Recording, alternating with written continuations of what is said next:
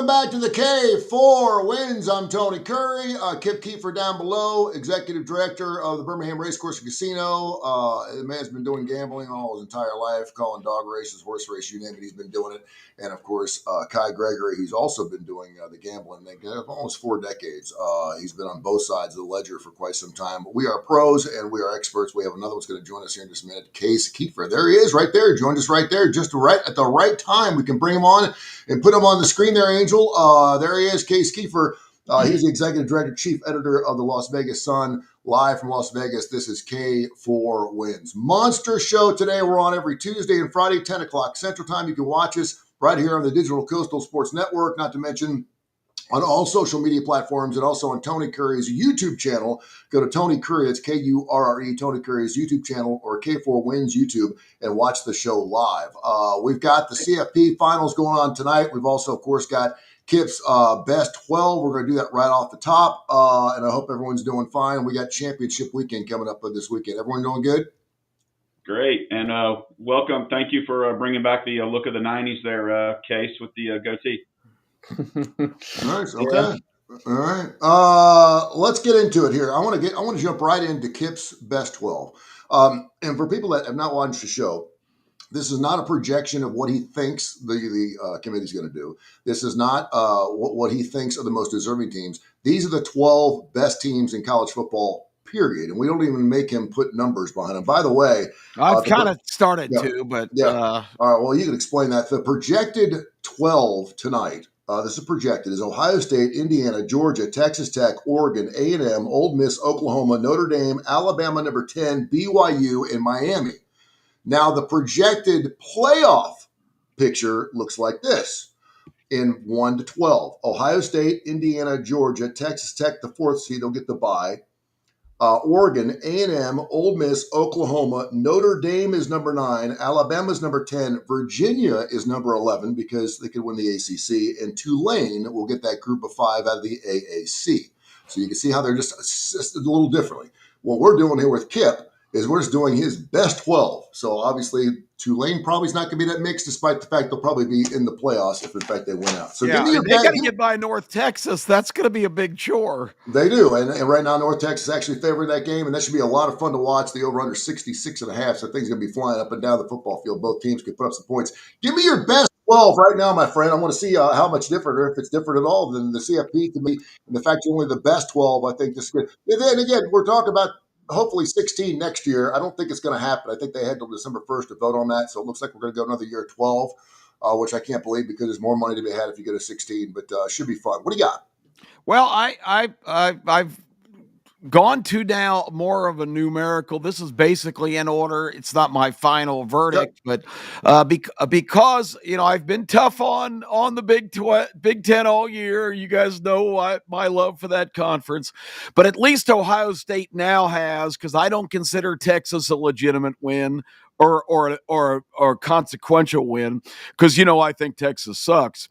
But Ohio State did go to Michigan and did show their stuff, and I will go ahead and grudgingly concede that was a quality win in a game that a lot of pressure cooker there. They had lost 4 in a row, and I thought they performed very, very well. So I've got Ohio State now. If I had to numerically rate them, I've got them back on top temporarily until we see the game against Indiana this week. I've got Ohio State. I've got Georgia, who I think is playing as well as anybody in the country right now. I've got, despite the fact that they do not have a coach anymore, I have in my poll the 3rd best team in the country being the Ole Miss Rebels. And I find it absolutely absurd that people are writing that Lane Kiffin has left for greener pastures because he's got a better chance to win the national championship at LSU instead of Ole Miss. Ole Miss is a major contender this year. LSU is a raging dumpster fire. In this volatile period of college football, for people to make that calculation, this isn't 1975 or 1985 or even 2005. The game is completely changed. It's a different world now. I think the assertion that he is going to greener pastures is ridiculous, because he's built a team that can win it this year at Ole Miss, and now he's not there. So with all that being said, I'll go down the rest of the list here real quick. I've got Indiana in the 4 spot. I still have questions about their offensive line and certainly their schedule. Texas Tech, number 5, who I think is a real threat to win the whole damn thing. Also, let's look at the rest. I've got Alabama higher than others because I still think in terms of the best teams, they are one of the 6 best teams. I've got Oregon, who I thought they would slip up against Washington. I was wrong. I will be happy to admit that. Washington really disappointed a lot of me. people were on that game too. That was a great win for Dan Lanning. It really was. Really did. Washington's effort there really disappointed me. Yeah. Oregon showed me something going up there and winning that game, coming off the USC win. Got Texas A&M next, who's barely hanging on here. I don't rate the South Carolina game very highly. I don't care about the Gallant comeback. It was more of a Shane Bummer collapse than a Texas A&M comeback. They're still hanging by a thread here. I don't think they're even one of the top 4 best teams in the SEC. Oklahoma is next. Then I've still got Miami as far as one of the best teams. I don't think it's justifiable for in any metric or measure them to be behind Notre Dame. They beat them head to head. That's got to count for something. I've got Notre Dame next, and my number 12 right now, because I'm not even factoring in the automatic qualifier, North Texas or James Madison, or even Tulane. One of those 3 are going to get in. But Vanderbilt's win over Tennessee on Saturday really impressed me. Vanderbilt is legit. They are the 12th best team in the country, and maybe even a little better than that. So that's my top 12. There They you beat go. a Tennessee team that did not beat a team with a winning record this year. Who's that now? Who? Vanderbilt beat a Tennessee team that has not beat a team with a winning record all year. Yeah, but Tennessee's losses are 3 of my top 6. I understand that, but then also if you look at it, they should have won 2 of those games. But by what you just said, you said Miami's ahead of Notre Dame because they beat them head to head, but you have Alabama ranked ahead of Oklahoma, and Oklahoma beat Alabama head to head. Yeah, at Alabama. Well, I'm going by. I'm not getting into criteria as much as just I'm more eye test, I guess. I'll readily admit. I think Alabama played a tougher schedule than Oklahoma, and even though Alabama lost that game at home to Oklahoma, I think it was self-inflicted wounds mostly. I don't think Oklahoma's a better team than Alabama. I just okay, head to head Oklahoma won the game, but their resumes are pretty comparable, and I would love to see Notre Dame and Miami play again. I mean, I think they're 2 of the best 12 teams. Yeah, I think we may see a different. I think we do see a different output. Yeah. But what's happening with this? What's happening politically with this committee right now? They're positioning teams based on their numerical rankings to justify what they ultimately do, and it's going to result in Alabama, Miami, or Notre Dame getting screwed. Notre Dame right now is kind of being sized up, despite the fact they've wiped everybody out the last 10 weeks of the season. Notre Dame right now. If Alabama beats Georgia on Saturday, Notre Dame might find themselves the odd man out. You want to look at a schedule situation too. Notre Dame, I mean, they started out gangbusters with 2 tough games, and they lost those 2 games. But I mean, it has fallen off every single week after that. They've been by 35 everybody away. I think they're blowing teams away. And I think one of the reasons that everyone feels like Notre Dame should be, and as we've all said, at least on this show, hey, look out for Notre Dame because it was a great, sexy story because no team's ever lost the first 2 games of their season, and you'll probably never see that again actually make the playoffs after losing the first 2. So I like that. I like the fact you got Alabama number 6. By the way, I had a huge pick on the Auburn Tigers. They're down 17-0. Strange things happen down there on the plains, and so I knew they were going to come back, and it's 2020, and Kalen DeBoer has got the biggest nuts I've ever seen. I cannot believe they snapped that ball with 2 seconds left. Obviously, the touchdown pass by Ty Simpson was just huge in that game, and they get the win. They win by 7. So for a lot of people and I think that line ended up going up to 6.5 or 7 by kickoff. So a lot of people probably got a push on it. But that was a fantastic Iron Bowl game. It was a lot of fun to watch. It was very, very sloppy and ugly early on, and now we got championship week. Let's get right into it. Alabama and Georgia. Well, Kai's got his top 12. George, do you want to do a top 12? I just, Just tell me what's different. Just tell me what's different. What you don't like about Kips and what you do have in your thing, and then we'll move on. Ole Miss at 3 is not going to happen no matter what, especially with Kiffin leaving. They are going to punish them. Now, that may drop them from 6 to 7, but there's no way they're Pete Golding to the rescue. That's what we're singing on our show. The betting market, the biggest gripe, Ole Miss would be nowhere near 3. And I don't think they should not make it or anything. But, I mean, the bottom line, I think they went 6-1 in games decided by less than a touchdown this year. I thought last year's team was way better, and they could have had bad luck defensively for sure. If you do the betting market rankings, Ole Miss isn't even in the top 12, so I think 3 is the big thing. I saw a couple places they ballooned in terms of the odds when Kiffin departed for Baton Rouge yesterday. Yeah, I'm not even factoring in the Kiffin stuff yet. They've earned it; they deserve to be in, but I don't see this Ole Miss team as a true and Pete Golding is hilarious. Is now the interim coach, because the thing about that, we can move on to more of the gist of the discussion here.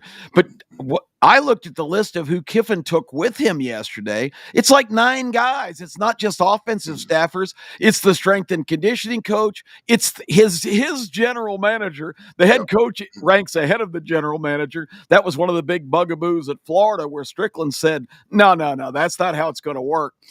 Structurally, that doesn't make any sense. And the assistant athletic director is also going along to LSU.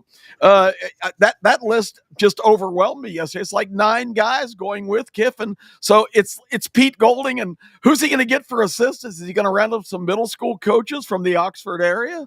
No, it's. I mean, the coverage is there for sure from a coaching standpoint. And again, Kip and I had a really great discussion on this. You can check out K4 and Kurre on Tony Curry Radio. I don't. Ole Miss needs to check their ego and say, I don't care if Lane Kiffin's got his ear on the phone with LSU during the game. Let him coach that Ole Miss game. He's going to give you your best shot to win a national title. He wants to win a national title as bad as anybody wants to. Yeah. It'd be a great way for him to go out. The fact that Ole Miss is not allowing him to coach is ridiculous. People are trying to make this dissertation of the 2016 situation where Nick Saban fired him. That was totally different. He was an OC there. He was not a head coach.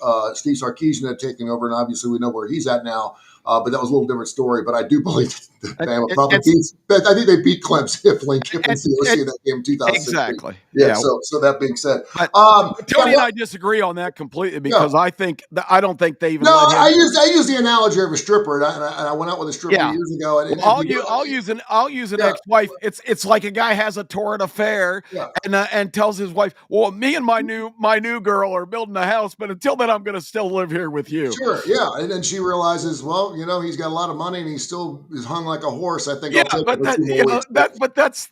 not practical. Yeah, well, and neither is Lane Kiffin for that matter. Well, amen to that. And all I know is he's been at 7 different places in 18 years, and he's been in some places for 13 games, 20 games at USC. We did agree on the fact that it's amazing that USC fired this guy a few years back, and how bad would USC would love to have a Lane Kiffin now because he just seemed like he was such a USC kind of guy because he was a West Coast kind of guy. All right, let's get into some handicapping. Georgia -2.5. I'm looking over the numbers. Case, correct me if I'm wrong. Is Bama 6-1 against the spread last 7 against Georgia? I know they've won 6 of the last 7 outright. And I was thinking they were looking. I was trying to figure out. I think they're 6-1 against the spread. Bama has owned Georgia. Let's just say that they have absolutely owned Georgia. They've gotten beaten one time in the last decade, back in 2022 when they won by 15. It was January 10th, 2022, 33-18 Georgia. But Bama has owned their ass. But that was for the national championship too, by the way. That wasn't just a regular. Yes, it was. It sure was. You're absolutely correct. And now we're sitting here looking at 2.5. And what's that over under? 42.5, 43.5, something like that. Or no, I'm not sure what that is. I wrote down the number. Anyway, 2.5, Georgia, 2.5. What's your initial thoughts, guys? 47.5. Okay, thank you. Yeah, 47.5. What's your initial thoughts on Georgia 2.5, and where'd you have them? Yeah, I have Alabama's covered 5 of the last 6. I have Georgia actually covered the, SEC championship in 2018. They lost 35-28, but they were an 11-point dog. And then I guess in the national championship back in 2018, they closed a 3.5-point dog and, of course, lost by 3 in overtime. So I have them covering those last 2, but 5 of the last 6, Alabama has won and covered.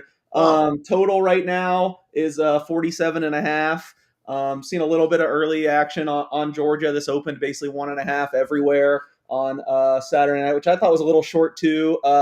My initial, just off the top of my head, I thought it was going to be 3, maybe a juice 3. Then I did the actual numbers crunching. I came out 2.5, and we're at 2.5 now.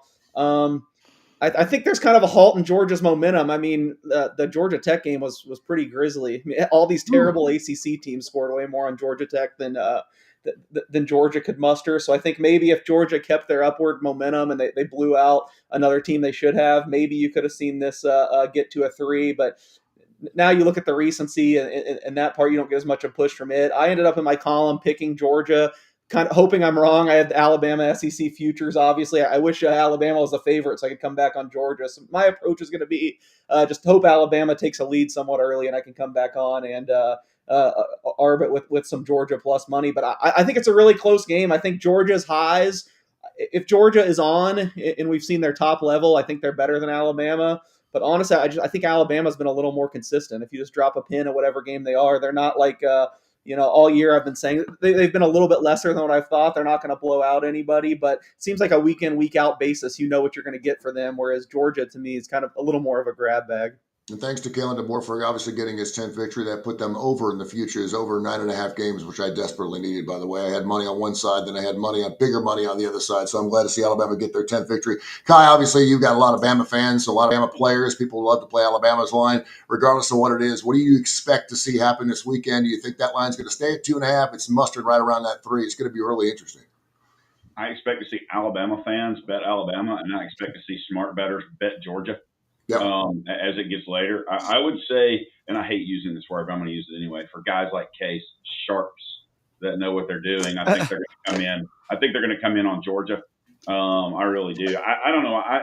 The eye test to me, if you look at kind of going back to the playoff stuff, Alabama has not looked good the last 4 or 5 weeks. Take out the Eastern Illinois game. But they struggled with South Carolina. They lost at home to Oklahoma. They struggled with LSU. They struggled with Auburn. I think Georgia's doing better. I like Georgia's defense, the way they played, especially this past weekend against Haynes King. They're going to be able to load up again. Question is Ryan Williams going to play, and which version of Ryan Williams are we going to get also in that game? And where was he, by the way? What the portal? He's hurt. So, that's what they say. He didn't look hurt. He didn't look hurt to me. Reports surfaced last night that he already has a deal with LSU. He is going to be gone. I think that's a huge deal, because if you look at the person, in my opinion, that has hurt Georgia the most when they played last year, it was Ryan Williams. And won the game single-handedly. Spectacular catches. Ty Simpson, to me, has not looked as good over the last month. The way he was at the beginning of the season. Maybe people are catching up. I don't know. And this pains me to say it almost as much as I would about Alabama. I respect Georgia's defense and what Kirby Smart has done, and I really, really believe that his defense is going to be the difference in that game. I really do. They have not played a full game yet this year. Georgia hasn't. And this will be a fine time for them to do that. Kip, I know you wanted to chime in as well. Well, my view of Ty Simpson is Alabama never tries to even throw deep. I wonder if he's got some kind of, something that's preventing him from throwing the deep ball, because they just try to dink and dunk teams to death and they can't run the ball, but they don't throw it down the field all that much. And without Williams being their major vertical threat, then, maybe there's an explanation to that. But I'll tell you what, that touchdown throw at the end of the game was a beat, though, man. That was just, he's from the 4-yard line. I mean, that's not throwing it. That's not throwing. Well, he had a guy. He didn't hit the window. He hit the window pane. Oh, I think his velocity and his short passes are still good. I'm still wondering why, a team that can't run the ball doesn't ever take any deep shots, and they just don't seem to do that now. And maybe their home run hitter, for whatever was going on. I mean, let's put this in perspective. Ryan Williams, the first 5 games last year, was the most dynamic player we'd seen in a decade. I mean, this guy was a game breaker every time he touched the ball. What has happened to this kid? I guess he's over the hill. He's 18 now. Good grief. Can't wait. And we'll certainly touch on this game again as we get after 10 o'clock Central Time on Friday. We'll be talking about the all the games. And, of course, we got some pros to get to do a great slate of NFL games this weekend. Man, that's some great matchups. I cannot wait to see this Indiana-Ohio State game because I want to see if Indiana's for real. And I can't believe I'm saying this because we've got a really good campus. I mean, the picture's pretty much done. And it looks fantastic for Indiana. Signetti's done a wonderful job. He's staying there for as long as he wants to. And here's Ohio State. And you nailed it, Case. You said the line would be about 4. It's 4.5. Ohio State Buckeyes coming off that huge victory finally against the Michigan Wolverines. Is that about the number you put it at? Yeah, this actually hardly ever happens in conference championship week, but I have one of my biggest bets of the year. It's not available now, but just to say, we talked about this weeks ago on the show. Said you could find it on major sports book. Ohio State was a 3.5, maybe juice 3.5 point favorite, and I thought that was just right where it was. But when this game posted Saturday, I mean, there's still this perception that Indiana's not a top tier program, not on a top tier list, which I just don't. I kind of got it last year. This year, you probably have the number 1 overall pick at quarterback. They've got such more talent rich roster. There's huge interest in Ohio State right away. It got to 6.5, and I could not believe Indiana was a 6.5 point underdog. I was kind of debating with myself, do I wait and see if it gets to 7 or do I fire? And I ended up firing big on Indiana plus 6.5 because I just don't. I think that's way too large. I think Ohio State should be a favorite, but I could make an argument. I think I only ended up making it 2.5. Now maybe I'm a little too high on Indiana and too low on Ohio State. I don't see any way why it should be above 3.5. Now we've seen Indiana buy back a lot of Indiana money. Some people were thinking the same way I was yesterday, and it came back. I think we're a little bit closer now, but I just don't see a big difference in these two teams. And I should spare you not banging on about this again, but Indiana's schedule also is not that bad this year. They played a lot of the middle class of the Big Ten, which I think is better. And even the non-conference, Kennesaw State is a really, really good Group of 5 program all of a sudden. They beat them by 50-6. Old Dominion, if the Sun Belt wasn't the one conference that didn't have divisions left, Old Dominion would be in the championship game. I think, not even on paper, numbers wise, these teams are about even, but just resume wise, I think Indiana is too. So I'd still be on Indiana at the current number, but when it got closer to a touchdown, and if more Ohio State interest comes in, I really like the Hoosiers here and playing in their home state. I think it's going to probably be a little bit of a boost as well. Yeah, who could have guessed that Kennesaw State and Old Dominion would be decent opponents? But Case is absolutely right. They both were really good teams this year. Yeah, you were on from the start, and Kip, you were obviously all over Ohio State and their schedule all season long. You played the games that your schedule, and that's what you do. And obviously, they schedule these games 3 and 4 years out. It's just. Yeah, I know, but then you've got Michigan, which is pretty good. Oregon, yeah, and they didn't even play hardly any of the middle teams. It's just like A&M. When we saw what happened when A&M finally played a decent team, and I know you don't think Texas is decent, but when they finally played a decent team, they got up to them because they didn't play Vanderbilt, they play Alabama, they play Georgia, they play anybody, they play Tennessee. I know you guys get tired of me harping on who teams have played, but at some point it comes back to bite you if you haven't played any. Well, Ohio State proved it this past week and got it done against Michigan. Well, but Michigan a great team. I said Michigan. I gave them credit. That's a big win against their main rival. But I don't think Michigan at the end of the day is a very good team. How long till Michigan's quarterback puts his name in the portal to agree? Yeah, that would be something after they gave him $10 million this year. No doubt. Well, the question is based on what we know now from your son, obviously Indiana. Is this the one game? Considering they haven't played anybody, will they be tested enough to be able to take on a top 2 team in Indiana this weekend? That's the intriguing because I think the public money's looking at this going, I'm taking Ohio State all day, and I see a 41-0 knockout because they're so used to Indiana sucking for so long. They think it's going to be like that. I don't see it that way as well. I think Indiana's got a real shot here. But what are you looking at, Kip? Ohio State does have Bo Jackson, so that's a big factor. Isn't that something that that's really the first Ohio State game that I've watched extensively this year because I'm just not interested in seeing them line up against Purdue and Rutgers and the other murderer's row of opponents. But Bo Jackson looks like the real deal. He's not number 34, but that's more of a running threat that they have that he really impressed me on Saturday. This team's got a lot of pedigree. They're the defending champion. I'm really intrigued to see the game with Indiana because somebody's going to be exposed here as I don't think it's going to be a classic 31-30 game that we'll be talking about for years to come. I think one team or the other is going to win by a couple touchdowns. Wow. Okay, so you think Indiana's got a shot at winning by 2 touchdowns? I do, because I mean, Ohio State again. If Indiana's really the team that people think they are, and I haven't really made a final determination on that because I just don't follow the Big Ten as closely as I laser focused on the SEC. But if Indiana's legitimate, I don't think Ohio State is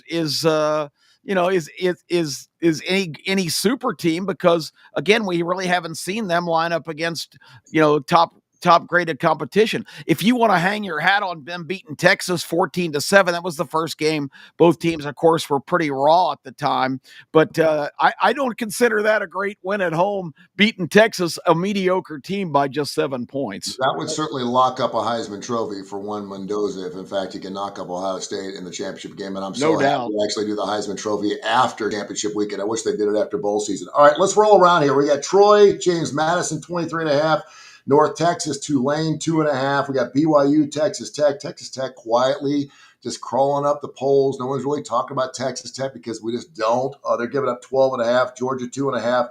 Duke, Virginia. Duke getting in with all their losses, which is hilarious. They could just certainly 7-5. They could certainly just screw everything up. And listen, they're only a 3.5 point dog. And they just got beat 2 weeks ago in this at home by this same team, 34-17. I don't understand that line. Maybe Case can explain it to us. I told my son, I said, hey, Clemson, they lost to a team that can win an ACC championship. He's like, stop. It's still Duke. Duke sucks.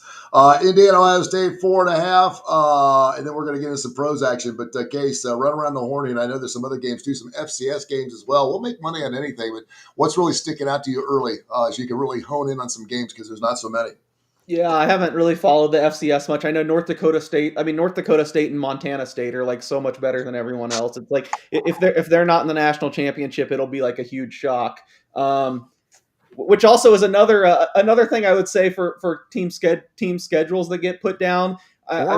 Oregon was beating Montana State 28-0 in like 5 minutes. Montana State would be favored over most of the FBS right now. Yeah, I noticed that the other day. I was looking at Oregon's schedule and Montana State's actually really good. I mean, that looked like a game you make fun of at the beginning of the year, but not so much. Yeah. So, and the one thing about the Big Ten I'll add, as much as I hate to say it, if Kip's right and there is a blowout, I do think an Ohio State blowout is more likely. I mean, we kind of saw it last year where Ohio State somewhat sleptwalked, and Ryan Day and Kirby Smart are the two coaches that have kind of said that they've, in a way that they want to amp it up for the playoffs. They kind of want to get through the regular season, take on the more NFL mentality there. So I do think there is a path to where just all this talent Ohio State has on defense. I mean, they probably have 3 or 4 first-round picks on defense, 2 top 10 picks for sure with Arville Reese and Caleb Downs. If it's a blowout, unfortunately, I think it's more likely Ohio State. I do think they could probably get to a higher level. I think Indiana's kind of been balls to the wall every week. I'm very confident with my Indiana bet, but if it's a blowout, that would concern me because I do think the blowout path I could see more in Ohio State's corner. I mean, only 9 conference championship games. Real quick, I've got bets on a lot of them, of course. The first one, Conference USA. I know I just waxed poetic about Kennesaw, but I do think Kennesaw is probably the right side here. I bet them as an underdog. It's now I got plus 1.5. It's flipped all the way to a 2.5 point favorite. They did lose at Jacksonville State just a couple weeks ago, but they gained like 8 yards per play. Just had 4. It was like their one super sloppy game of the year. They had a lot of turnovers. Minus 4 turnovers, and they ended up losing by like 10. But still, I mean, the stats, they dominated. I feel like I trust their coaching staff enough. They've been sharp enough the rest of the year that I don't think that lightning strikes twice in that regard. So on Friday night, I took Kennesaw State. I didn't bet either side in the Sun Belt or the AAC. These are 2 of my futures. I have James Madison and Tulane both to win the conferences. I'm probably just going to let them ride. I mean, maybe if it got to 24, I might bet some Troy plus 24 because that's just nuts. Honestly, if I didn't have the futures position, I probably would have bet Tulane, especially when it's 3.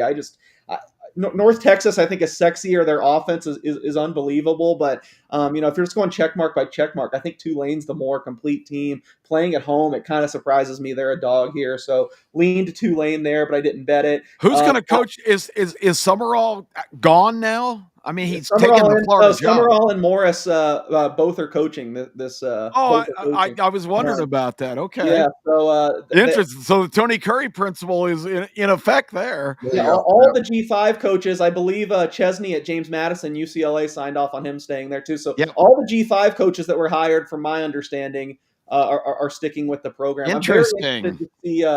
All the reports are Kentucky's going to hire Will Stein. I'm very interested to see if. And you've been touting him all year. I can't believe he would go to Kentucky. I don't know I don't know if he's a Jimmy Sexton guy or what. But if I'm his agent, I say just wait one more year. Oregon, this is supposed to be a rebuilding year. Got all these freshmen. Their offense looks incredible with everyone hurt. I think next year they might be like preseason number 1, depending on who comes back. Why don't you just wait a year and you can get your pick of the litter? I can't believe he's going to go to Kentucky, but good for Kentucky, I guess. We'll the Will Stein resume is highlighted by 2 words: Bo Nix. Info at TonyCurryRadio.net. Info at TonyCurryRadio.net. We take your emails, your texts. Joe in Hueytown has just chimed in and said, if it comes down to coaching in the Iron Bowl, who's got the upper edge, Kalen DeBoer or Kirby Smart?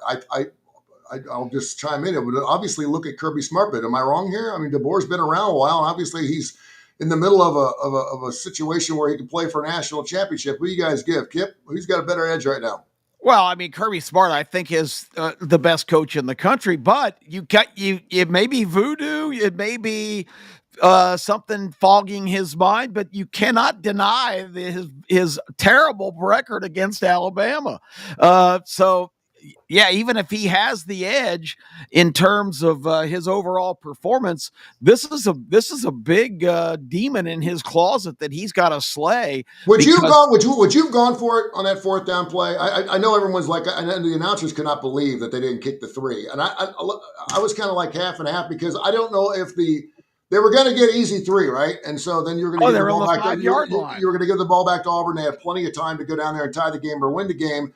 But if he misses that throw and it's 2020 Auburn wins, he is still being barred. Yeah, I mean, I guess because the game was tied, that he still felt like that they had the edge, that they would stop them even if they didn't succeed, that Auburn would be conservative. I think it had something to do with the interim staff on the other sideline, that, giving them the ball at the 5 with still a couple minutes left would be fine, and kicking the field goal would Auburn, as well as they had moved the ball, would come down and kick the tying field goal. I mean, I can see the decision, but I had a caller to my show on Sunday said, well, my 8-year-old son said, well, they have to go for it because their kicker stinks. So I wonder if the Talty factor, being a choker all year, even from that close in, had played into that decision a little bit. By the way, Alabama number 1 in the SEC in red zone offense this year. Auburn was last in the SEC in red zone offense. They were scared. 89.9% of the time they were scoring touchdowns inside the 20. Auburn for roughly 43%. So maybe that played into as well. When Alabama gets inside the 20, they score touchdowns. And I mean, that's how they won a lot of football games this year. So that should be really interesting. Keep them coming. Info at TonyCurryRadio.net. Info at TonyCurryRadio.net. Kyle, what other games are you taking some action on? You're interested in anything out there that we have not seen? You always were really good at finding those Kennesaw states and some of those weird lines, and certainly in several weeks where we've had college football games every single day of the week. We don't have it this week, but we do have some interesting games. Anything sticking out to you? Honestly, I've taken a first glance at this. I spent the last day just all in KenPom ratings and in basketball. Already got 13 plays ready for today. You got ACC, SEC challenge today. I'm all about basketball and some strong games with, Campbell at Penn State and East Tennessee State at Dayton on my resume. Looking, I'm glad you're doing the homework. Yeah, exactly. I do. I love UNLV in this spot, catching 4. I think without Madsen, and I don't think he's back. I just don't like this Boise State team without him at all. And I think UNLV's offense can score to at least stay within that, if not win the game outright. I would be on the opposite side. I would take North Texas. I don't think anything about Reslaf at Tulane. I think they should have been much better than they were this year. But if North Texas wins that game, please clarify my brain. They're in. So whoever wins that game gets in. Yep. That's incredible. And the big key, I think, is if Virginia beats Duke, which I think they will, in the championship game, they get in, and either Miami or Notre Dame or Alabama's out if North Texas and Virginia get in. Yeah, and obviously Bama's going to have 3 losses. I don't think they get in with 3 losses. I don't think anyone's going to get in with 3 losses. And then you got Notre Dame and Miami, and everyone's going to say head to head, Miami won that game, they should get in. But we know that obviously, Texas is a little different team than they were when they played Ohio State. You even said, early in the season, everyone's a little rough around the edges. Teams are a little different. That was one of the first 2 ball games of the year. It's going to be fun to watch. I can't wait because someone's going to get their heart broken. Until we go to 16, so it should be kind of crazy. But then whoever's 17th going to get their heart broken. It's never Yes, going to change. Yeah. How many teams you let You're right. in? You're right. There's going to be an argument, and it's no, and it's worse now. It was easier to pick 4 than it was 12. It really is. I think you're right. The whole mess to me this year is the ACC's fault. This is just ridiculous. So you have Duke and Virginia playing for the title game. I got to be honest, though. I was in favor of getting rid of the divisions and going in these monster conferences to this format. And now I do anything to go back to the divisions, or at least just make your, I know everyone's just in it for themselves, trying to make the most money. And I know teams, some of these conferences have gotten made fun of for having the tiebreaker be the CFP ranking. But there's just any way you could have gotten Miami into the title game. I mean, it is just insane they're not there. I honestly think Miami's going to be the team to get screwed more than Alabama even. It seems like there's so much incentive not to punish these conference championship games to still make them such a television entity. I actually think if Alabama loses and it was me, I mean, Miami and Notre Dame would both be favored over Alabama on a neutral field without a question right now. Miami, Alabama, that's about a pick 'em. I know people are sick of me saying it and have gotten mad at me, but it's just the truth. Closing spreads right now, Notre Dame would be an underdog to 1 team in the country. So I know head-to-head has to mean something, but Notre Dame, the bottom line is if they get left out, it's a complete farce with how well they've played. So I kind of feel like it's shaping up to be Miami's the team that gets left out. And I think I would be disappointed. I have a lot of Miami futures, but I think this is the ACC's fault. This is just ridiculous that we came out with and also Virginia had lost another conference game. Just the NC State. Yeah, it didn't count. It's just insane. And everybody wants Virginia in if you're 5-6, if you're 5, 6, 7, 8, because in my opinion, it's a pretty easy win.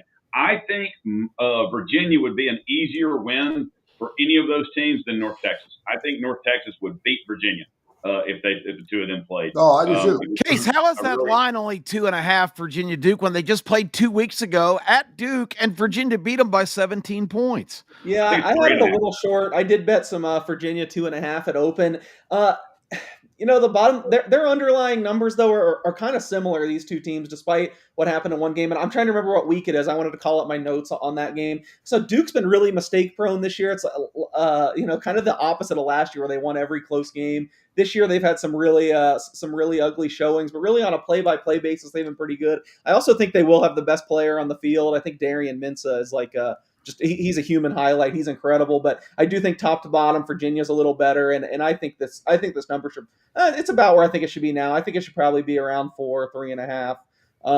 I should have dug into their last meeting. I didn't. I remember Virginia winning. I think I was on Virginia, but now that it's over 3, Virginia's just been pretty underwhelming as well. This is just what a travesty of a conference. Miami, Duke lost to UConn, guys. Duke lost to UConn 3 weeks ago. I know. Yeah, I'm gonna throw a little cultural bias out there too, because I think if you look at Alabama, Notre Dame, and Miami, I think just from a college football standpoint, people want Notre Dame and Alabama in before they're going to put Miami in. Miami's just nasty. They've always been thugs. I know it's a bigger market.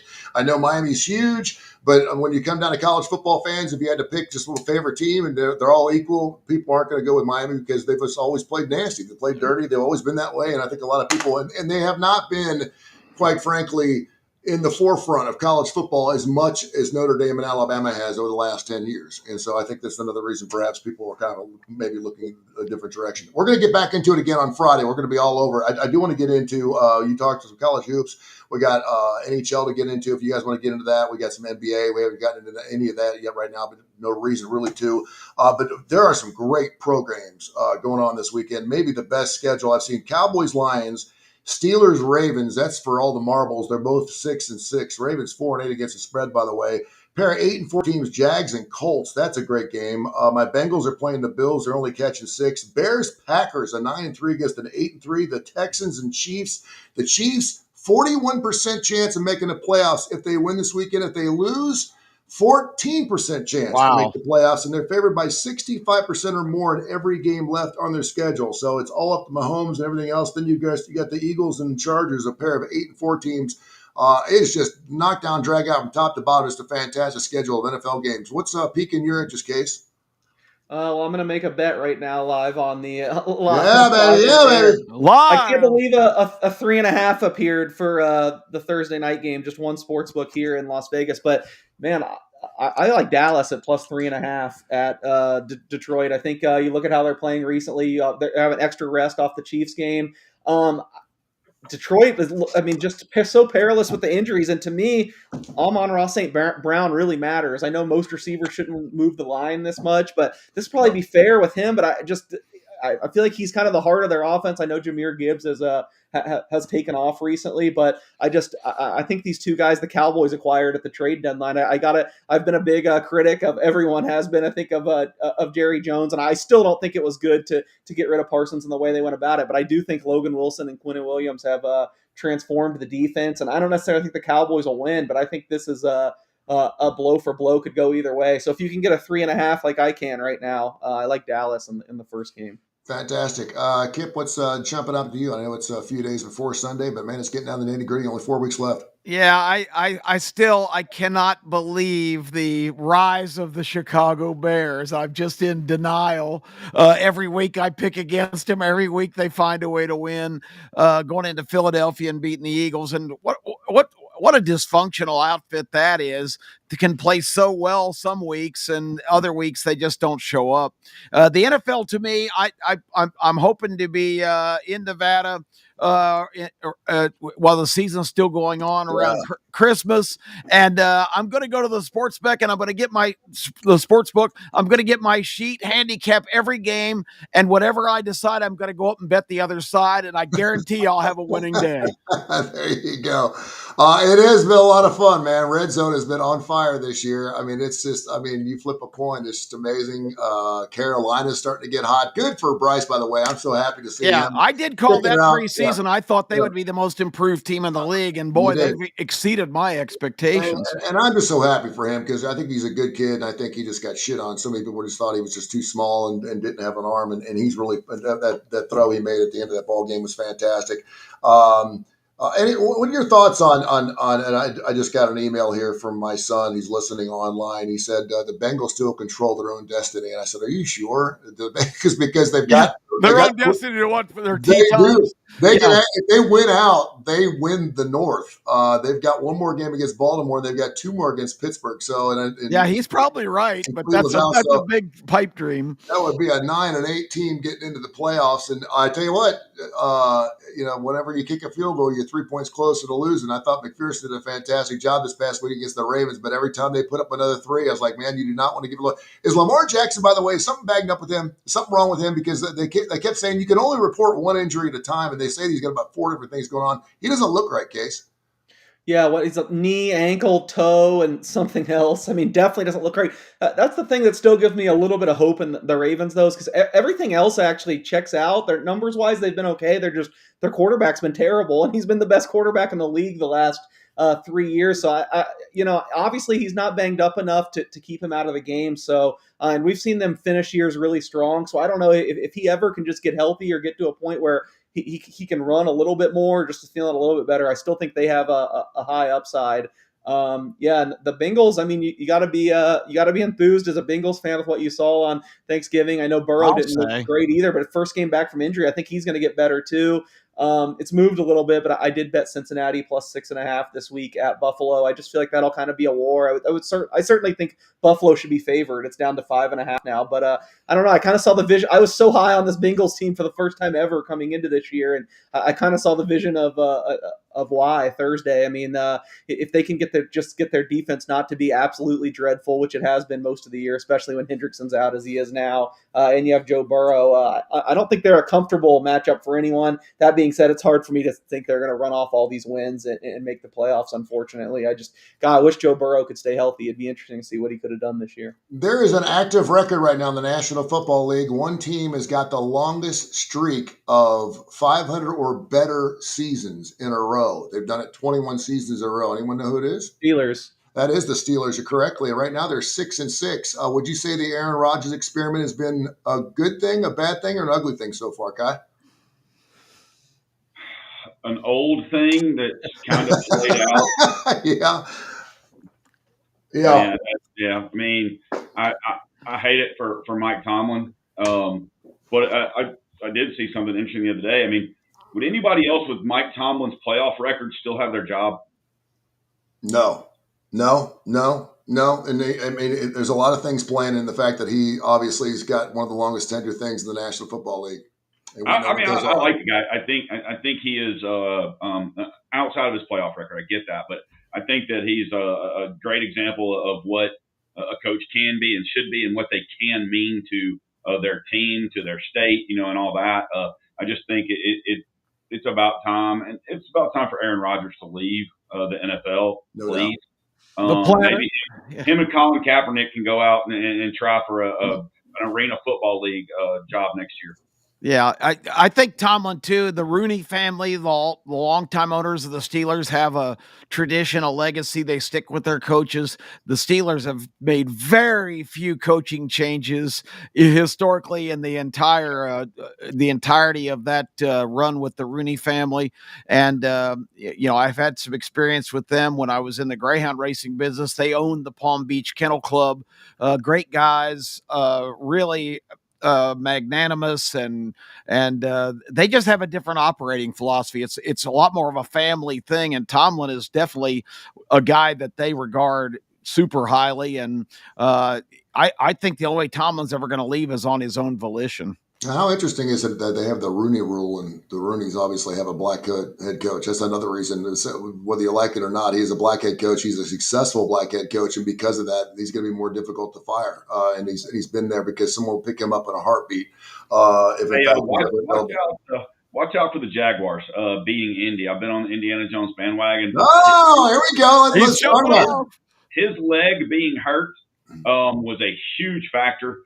This weekend, I jumped at last second. It is very obvious, and when he can't move, he's just not as good. And so, I mean, I would give him a week or two off if I was them, but I don't think they're going to do it. So I'd go ahead and jump on Jacksonville in this situation, just because he's beat up. If there's any weather, he can't move correctly, and they're a different team when he can't move. Jacksonville's catching a point at home with that game. And Trevor Lawrence, good for him, too. Another guy that we're kind of seeing him grow up before our eyes. He's actually turning into a pretty decent quarterback with the long hair and everything else. He's doing pretty good. Anything else in the National Football League you guys want to get into? We were talking about the Chiefs a little bit. Listen, 7 years, 7 AFC championship games. Patrick Mahomes has pretty much done it all. I heard him talking this morning. How much responsibility are we putting on Patrick Mahomes for them not being successful this year? Listen, he's thrown some picks that he normally doesn't do. Obviously, he's getting a little older. He's in the midst of a fantastic career. The guy's had an MVP twice. He's won Super Bowls out the yin-yang. But he's also got an offensive line that's not nearly as good as it normally is. And Kelsey's getting a little older. He's got a love life in his life. He didn't seem like to be the same cat anymore. But I'm not going to hang anything on Patrick Mahomes right now because they're 6-6, right? They're running back stable. I mean, when you're relying on Kareem Hunt, who's got to be 40, he's been playing forever. I said a few weeks ago on the show, I thought keeping Pacheco healthy was a huge key for Kansas City because he's the dirty work guy, the dirty jobs guy that is going to get you 4 or 5 yards most carries because he's all effort. But I think he's been banged up for 2 years now, and I just think that team is greatly diminished if they don't have any balance. It just all falls on Mahomes, and he's been up to the challenge year after year. But Case saw this decline coming last year. The saw was getting into the mighty oak, and now I think we're on the verge of yelling timber. Mm-hmm. Speaking of Case, I wanted to give you a little homework too, by the way, for this coming Friday. I want you to give me the top 12 teams in college football who got the best betting record. In other words, you know what the lines are going to be between every single team. If Vegas were picking the best 12 teams, what would those 12 teams be based on who'd be Performing against the spread? Yeah, performing against the spread. Because I firmly believe that should be the best way we should pick our 12 teams because, I mean, Vegas doesn't want to. So I'm sure the committee's going to get right on there. You forward that report to the committee. Yeah, go to Las Vegas Sun, look up Case Kiefer and ask him what his extended. Just because it segues nice, a plug. It'll be next Thursday in the Las Vegas Weekly. It'll run online, but I think this will be the either 10th to 12th year I've done the college football betting awards, which is very similar. It's like team of the year is the team with the best against the spread record. There's like overachievement for biggest clips of a win total. Bettor's choice, a team that made the bets. Bettor's the most money. Bookmaker's choice, team that won the bookmakers most money. I have like 6 categories, so look for that. It'll be next Thursday. Off the top of your head, is there a mediocre team that we're not aware of that has been really good against the spread this year? You know, it's really strange, and I think Tony pointed this out. Some years it's like that, and some years just the best teams are the best. And this year, I think it's runaway. Texas Tech and Ohio State have been the 2 best teams to bet right. on. Texas Tech's a wrecking ball for sure. I think both of them have only lost once against the spread. All right, to get back to the NFL real quick, Case, who's your Super Bowl matchup right now? First of all, give me the lines on Super Bowl winners. First, I'd like to get that, and then tell me who you think is playing in Super Bowl 60. Man, it's going to be really interesting in the AFC. We have seen all these, all the old guard kind of fall. In the trying to get it up right now. I'm almost sure the Rams are the Super Bowl favorite. Obviously, they beat the Seahawks. I think the Rams and the Seahawks have been the 2 best teams, top to bottom. Again, the Seahawks only lost by 3 in that game, despite having 4 turnovers. I might go off the beaten path a little bit and say that I'd take the Seahawks out of the NFC. It's gonna be close. You know, right now, who's in line for the 1 seed? The Bears. They have a really tough schedule down their way, though. I don't think they're going to hold on to the 1. So I'm going to go. I will go Seahawks, although they're 8-1 right now. The Rams are the favorite at 4-1 to win the Super Bowl. Man, the AFC, it's just like who are our 1 seeds are going to be the Patriots, either the Jaguars or the Colts. Probably still the Ravens. Are the Patriots for real? I mean, I know they've won 10 in a row now, but. Serious, this feels like one of those teams that's going to lose when they don't need to. I mean, they have one of the easiest schedules in NFL history. They've really looked out. Yeah. They've looked great recently, though. I am high on them. I don't see them getting to the Super Bowl. I guess I'm just going to hold hope against hope that somehow Lamar gets it together. And I will say, I'll say Baltimore. Of the teams that are going to get a home game, I still trust Baltimore more than these other teams. So is Buffalo really done? Or Buffalo looked good Sunday and out physicaling the Steelers. Are they done, or is Buffalo still in the hunt? No, I think they have a chance. It's just tough for me to pick a road team that's going to have to win 3 straight games on the road. I mean, that's a great point. So, that's not going to happen. Guy, what's your thoughts on NFL Super Bowl action if we're looking at some futures perhaps for the next couple of weeks?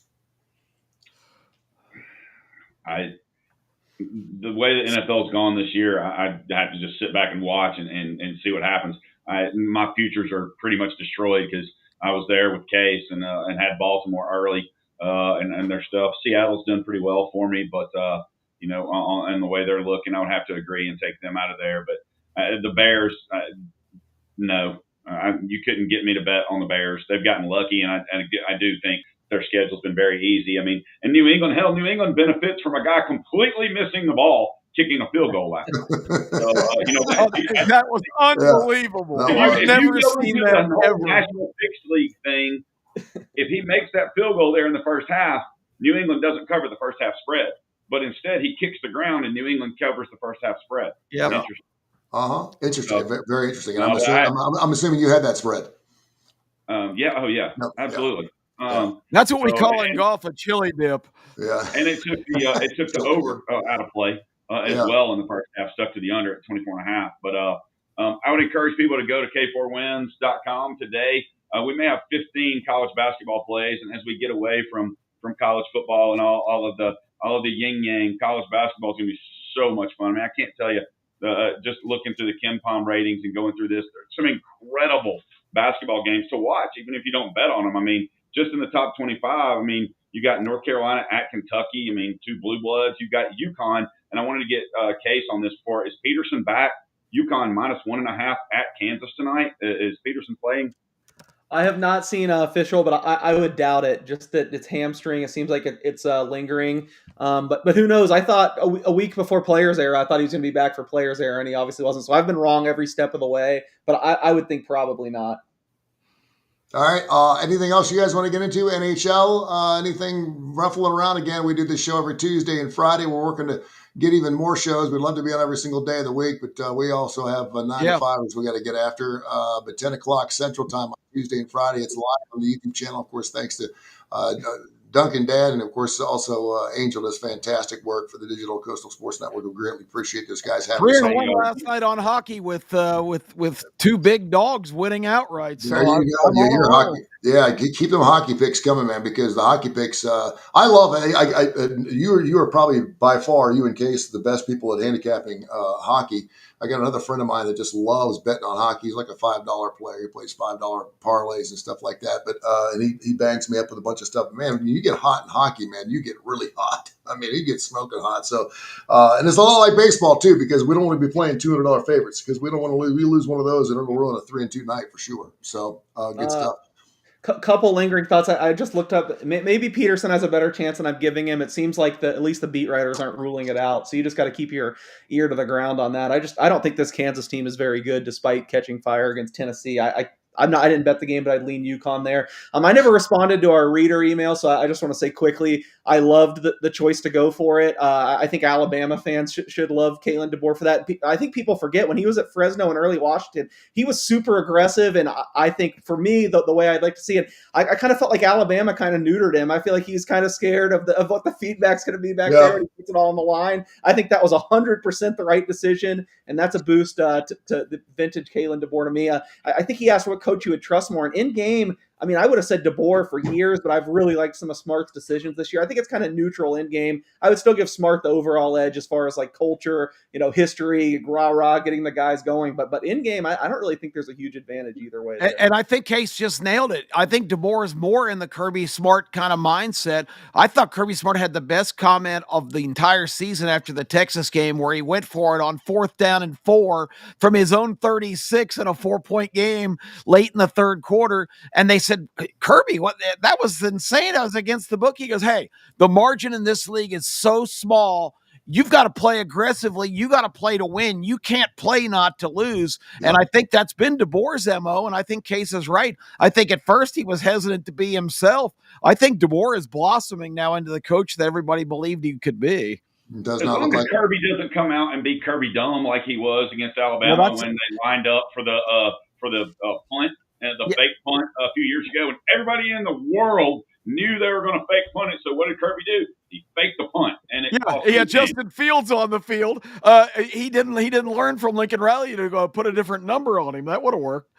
Sometimes, by the way, I would like to give a shout out to ESPN for their complete SEC bias and horrible decision to take game day to Atlanta to the Georgia-Alabama game instead of 1 versus 2 in Ohio State, Indiana. Yeah, but that's a Fox property. This is all about TV and revenue. So it's still, you got to make the right decision. They went to Michigan, Ohio State last week too, so there was no way they were going to promote the Fox game 2 weeks in a row. I know, but 1 versus 2.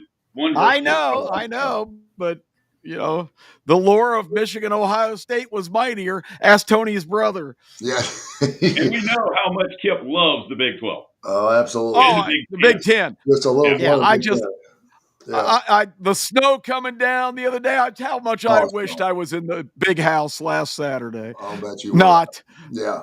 All right, guys. Thank you so much. Good stuff. Check us out again. We're live on Tony Kurre Radio on the Digital Sports Network. I know I'm always saying that wrong. Coastal Digital Sports Network. It's all, you get all the right words. Get in there and check it out. 1029 The Game. Yes, they do fantastic work. So make sure you check out all their shows. With Pete and Angel and the entire crew. They do a bang-up job, and thanks again for letting us be part of this. We'll be back on Friday at 10 o'clock, getting ready for the big CFP later on tonight, guys. It's going to be interesting. Should be fun. I can't wait to hear Hunter, you don't deserve a check explanation of the insanity that they are going to rot tonight.